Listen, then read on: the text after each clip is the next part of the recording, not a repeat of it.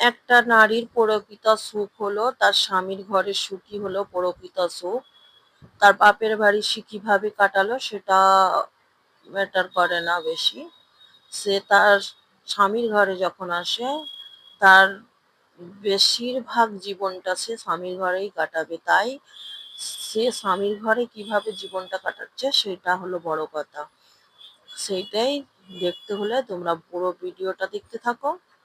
Hello everyone, আসসালামু আলাইকুম। সকলে কেমন আছো? যে যেখান থেকে দেখছো আশা করছি সকলে ভালো আছো, সুস্থ আছো। আলহামদুলিল্লাহ, আমরাও সকলে ভালো আছি, সুস্থ আছি। চলো আমি ভিডিওটা স্টার্ট করেছি সকাল থেকে। এখন একটু হালকা নাস্তা তৈরি করে নিচ্ছি। এখানে ব্রেডটা একটু সেঁকে নিচ্ছি মাখন দিয়ে, আর চা করব। এই আমাদের সকালের নাস্তা। চলো,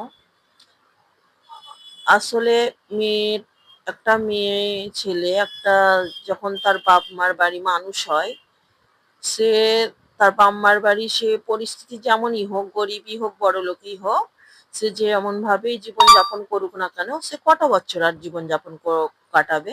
হয়তো 20 বছর, 25 বছর। তারপরে বাকি জীবনটা তো তার স্বামীর ঘরেই কাটাতে হবে। প্রত্যেকটা বাপ মা চায় তার স্বামীর ঘরটা যেন সুখের হয়, স্বামীর ঘরটা যেন ভালো হয়।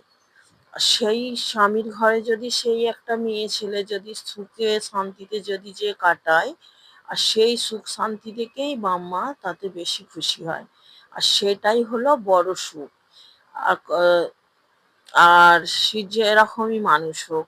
আর যে কিছু কিছু মানুষ আছে ভাবে যে বড় লোকের মেয়েরাই হয়তো সুখে থাকবে, সুখটা খালি বড় লোকের মেয়েদের জন্যই কপালে লেখা আছে, আর গরিবের মেয়েরাও অসুখে থাকবে। গরিব ঘরে জন্মেছে মানে সে গরিব, গরিব ঘরের মেয়ে মানে সে গরিবের মতনই থাকবে, তার স্বামীও গরিবই থাকবে। এটাই কিছু কিছু মূর্খ মেরুদণ্ড মানুষ আছে কিছু সমাজের, তাদের এইরকম ধারা নীতি এবং তাদের সোচ, তাদের এত ঘাটিয়া ঘাটিয়া সোচ। এইসব ঘাটিয়া সোচ মানুষদের থেকে সকলে দূরে থাকবে। একটা বাপ মা চাই তার মেয়ে সব থেকে খুশি থাকুক তার স্বামীর ঘরে। আর সেই বাপ মা দেখে সব থেকে খুশি হয় তখনই সে তার ঘরে সে কি ভালো মন্দ খাওয়ালো, কোরমা পোলাও, হ্যাঁ কি পড়ালো কি খাওয়ালো সেটা মেটার বেশি করে না। সকলের বাপ মা চায় যে আমার মেয়েটা যেন পরের ঘরে যে সুখে শান্তিতে থাকে। সেইটা যদি থাকতে পারে বাপ মা সব থেকে বেশি তাতে খুশি হয়। তাই স্বামীর ঘরের সুখটাই হলো প্রকৃত সুখ। আর স্বামীর ঘরে সুখে থাকতে হলে কিছু নিয়মও মেনে চলতে হয় মেয়েদেরকেও, সেই মতো চলতে হয়। কিছু মেয়ে ছেলের জন্য সুখ আছে অবশ্য। স্বামী তো রোজগার করে দেয়, কিন্তু পরিচালনা যে করে মেয়েরাই বেশিরভাগ করে, তাই মেয়েদের ঘরে সেই বুঝে চলতেও হয়। দুটো টিপস ফলো করলেই অবশ্য সব থেকে সুখী তোমরাই হবে, সে গরিব ঘরেরই বউ হোক এবং বড়লোক ঘরেরই বউ হোক। বড়লোকের ঘরের বউ হলেই যে সে সুখ পাবে অত সহজ নয়। সুখ গরিব বড়লোকের মধ্যে মেটার করে না, পয়সার মধ্যে মেটার করে না। পয়সা যাদের আছে তাদের মধ্যেও সুখ নেই, এবং যাদের পয়সা নেই তাদের মধ্যে আবার কিছু কিছু মানুষের বহুতই সুখ। কেন এটা হয়?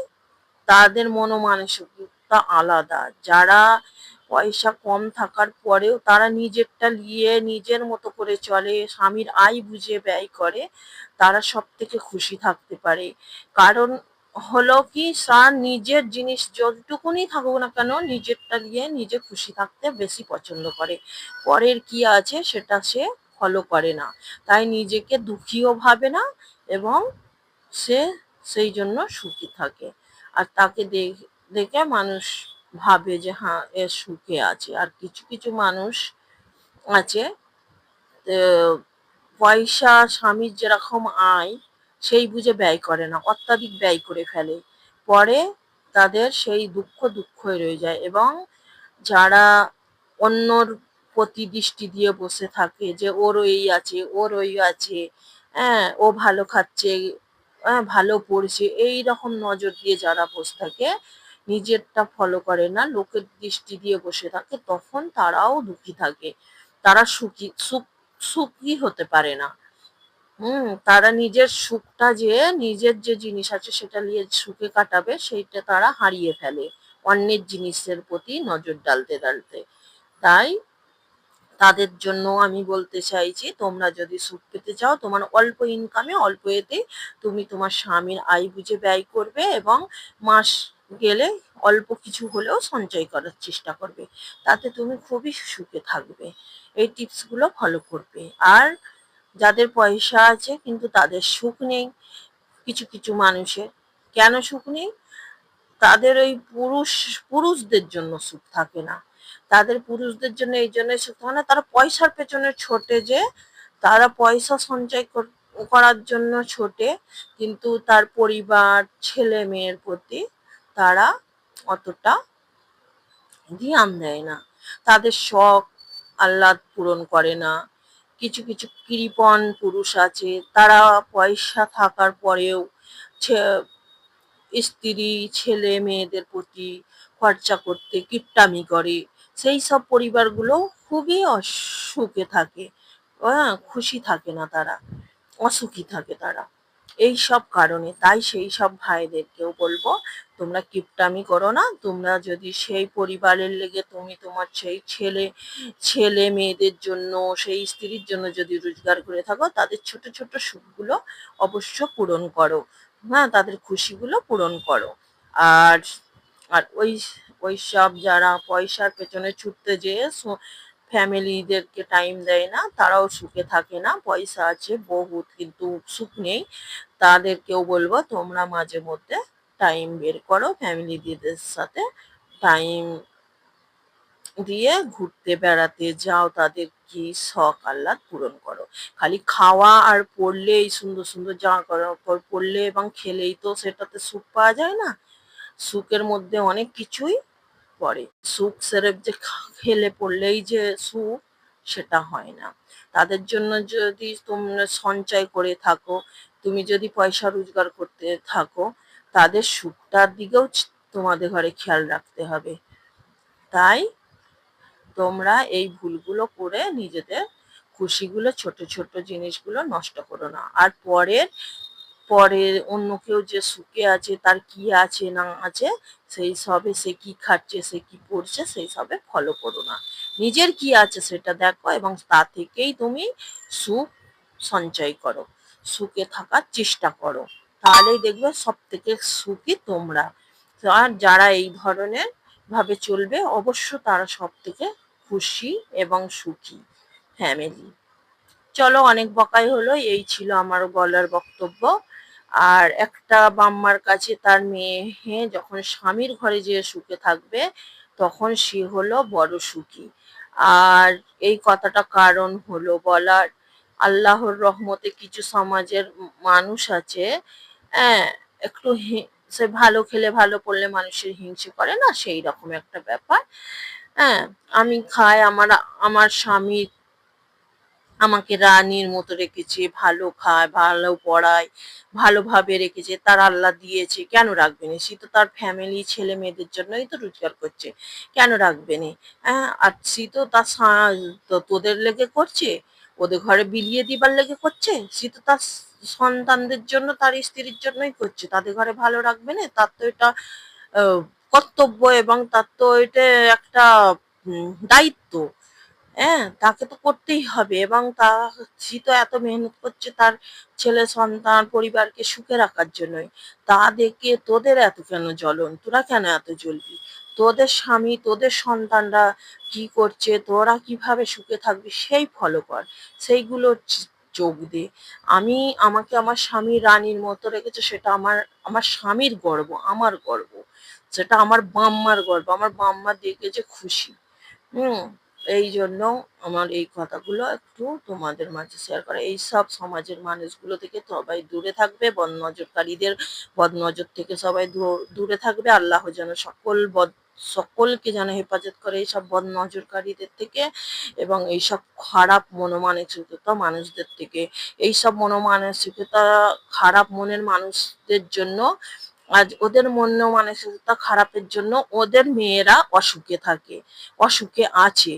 হ্যাঁ, ওরা ভাবে ওর রাজা, যারা বড় লোকের মেয়ে তারাই খালি বড় লোক ঘরে রানী সেজে থাকবে, আর গরিবের মেয়েরা হোক মধ্যবিত্ত ঘরের মেয়েরা হোক তারা আহ ফকিরের মতো থাকবে, হ্যাঁ চাকরানির মতো থাকবে।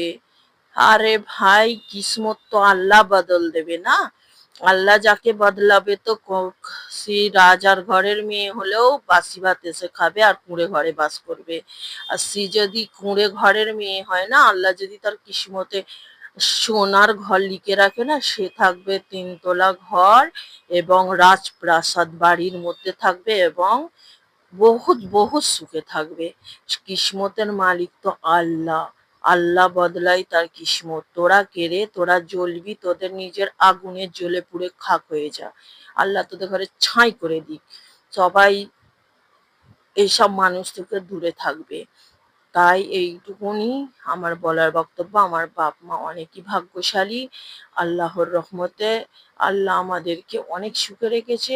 আমাদের স্বামীরা আমাদের ঘরে রাজরানীর মতো রেখেছে, কোনো দিকে কষ্ট নেই।